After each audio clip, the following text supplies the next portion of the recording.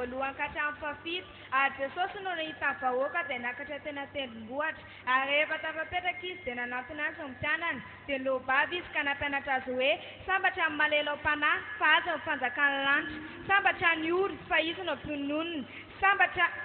ny malemy fanahy fa izy no andovan'ny tany, sambatra no nasomangeta entan'ny fahamarinana fa izy no vokisany, sambatra ny miantry fa izy ny antrany.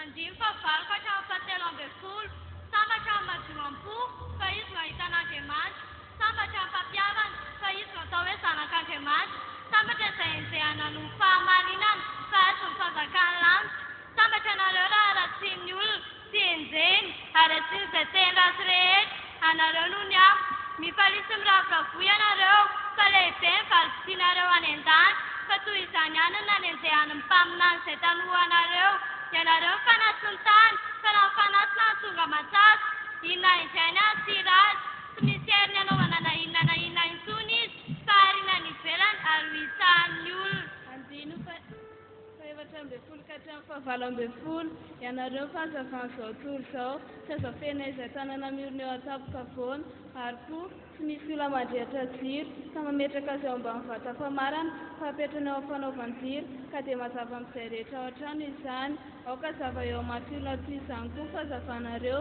mba ahitany ny asa tsara ataonareo ka nikalazany renareo izay any an-danitra. Aza heverina fa tonga ho andravany lalàna na ny mpaminany, sy tonga ho andrava fa hanatanteraka, fa lazaiko aminareo marina tokoa, mandra-pahafoana ny lanitra sy ny tany, dia tsy hisy foana akory ny amin'ny lalàna, na litera iray na teny-soratra iray azy mandra-pahatanteraka izy rehetra.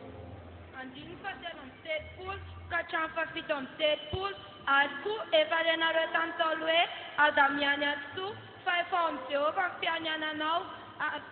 fa izao kosa milaza aminareo hoe adaminina amin'ny lanitra fa teza fiandrianan'Andriamanitra izany, na ny tany fa fitoeran-tongony izany, na ny Jerosalema fa tanàna mpanjaka lehibe izany, aza minina amin'ny lohanao fa tsy mahay mahafoty na mahamainty na dia tsingam-bolo iray koa raza ianao, fa aoka ny teninareo ho eny, tsy fa izay mihoatra noho izany dia avy amin'ilay ratsy. Andimy faefatra amby efapolo ka hatramin'ny fahavalo amby efapolo, fa izao kosa milaza aminareo hoe tsy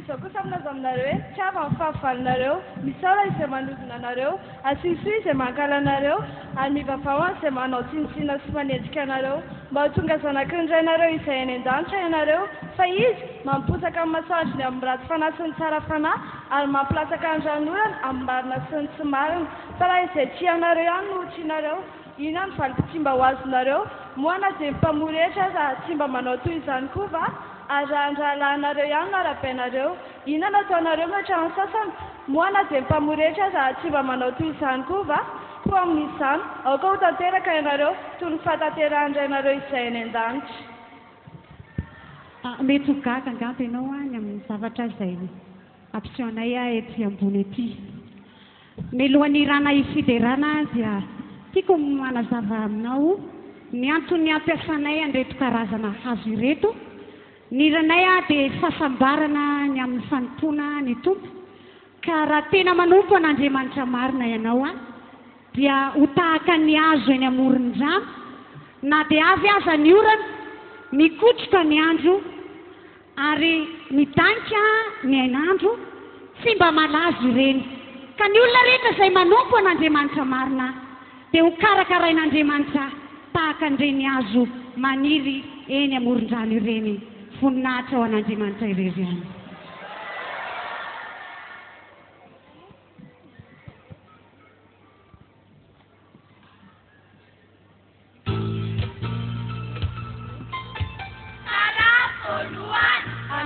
Voalohany,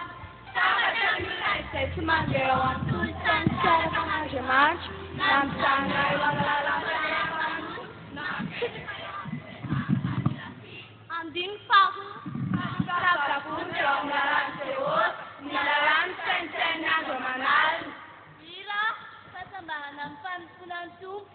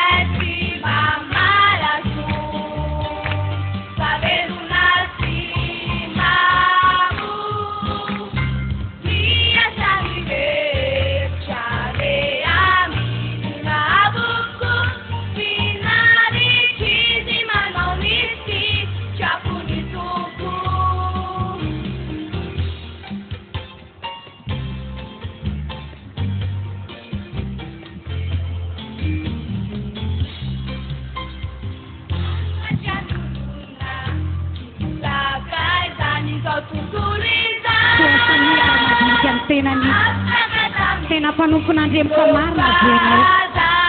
tena manompon'Andriamanitra marina ve ianao, fa raha izany dia ho karakarain'Andriamanitra ianao tahaka ny azo izay maniry eny amoron'ny